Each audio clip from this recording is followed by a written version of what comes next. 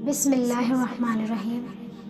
آج کا واقعہ ہے ایک نکھرا فیصلہ جو کہ حضرت مولا علی رضی اللہ تعالیٰ عنہ نے فرمایا تھا۔ تو واقعہ کچھ یوں ہے، سنیے۔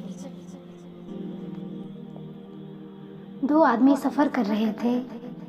ایک کے پاس 5 روٹیاں تھیں اور دوسرے کے پاس 3۔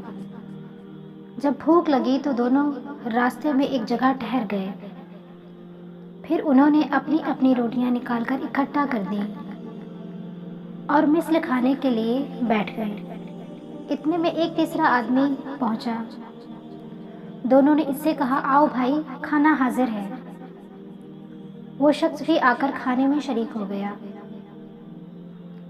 پھر تینوں نے مل کر وہ روٹیاں کھائیں۔ کھانے سے فارغ ہو کر تیسرے شخص نے 8 روپے ان دونوں کو دیے اور یہ کہہ کر چلا گیا کہ تم دونوں آپس میں بانٹ لینا۔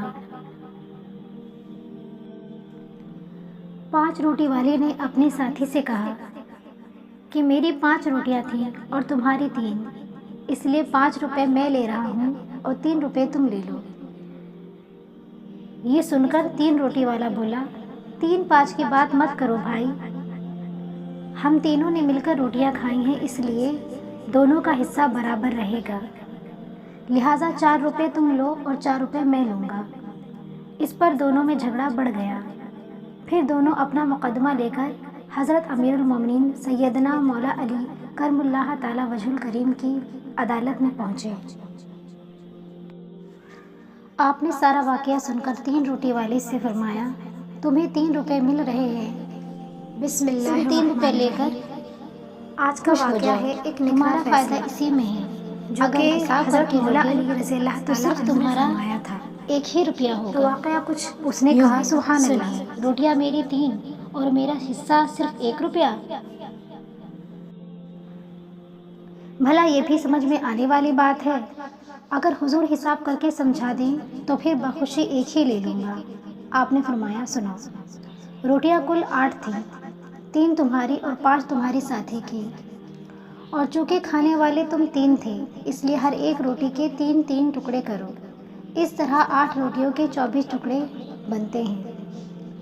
اب ان 24 ٹکڑوں کو 3 کھانے والوں پر تقسیم کر لو، ایک شخص کے حصے میں 8-8 ٹکڑے آئیں گے۔ اس سے ثابت ہوا کہ تینوں نے 8-8 کھائیں، یعنی 8 ٹکڑے تم نے کھائے، 8 تمہارے ساتھی نے اور 8 تمہارے مہمان نے۔ اب سنو، تمہاری کل 3 روٹیاں تھیں، اب 3 روٹیوں کے 3-3 ٹکڑے کریں تو 9 ٹکڑے بنتے ہیں، اور تمہارے ساتھی کی 5 روٹیاں تھیں، ان 5 روٹیوں کے 3-3 ٹکڑے کریں تو 15 ٹکڑے ہوتے ہیں۔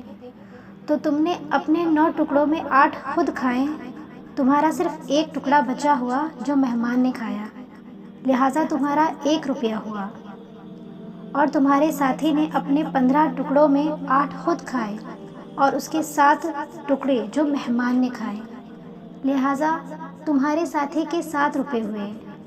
آپ کا یہ نکھرا صاف ستھرا فیصلہ سن کر وہ دم بخود رہ گیا اور اپنا حصہ 1 روپیہ لے کر چلا گیا۔